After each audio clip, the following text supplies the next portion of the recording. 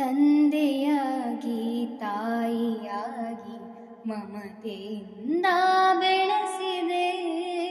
ಬಿಸಿಲು ಮಳೆಗೆ ನಡುಗದಂತೆ ನಿನ್ನ ನೆರಳಲಿ ಸಲಹಿದೆ.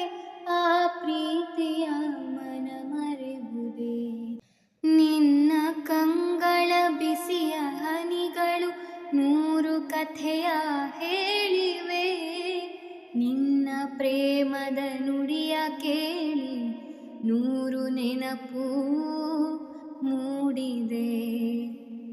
ಬಳ್ಳಿಯಂತೆ ಹಬ್ಬಿ ನಿನ್ನ ಆಸರೆಯಲ್ಲಿ ಬೆಳೆದೆನು.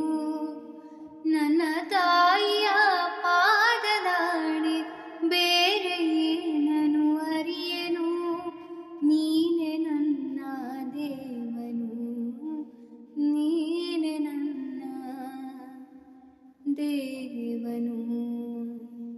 ನಿನ್ನ ಕಂಗಳ ಬಿಸಿಯ ಹನಿಗಳು 100 ಕಥೆಯ ಹೇಳಿವೆ.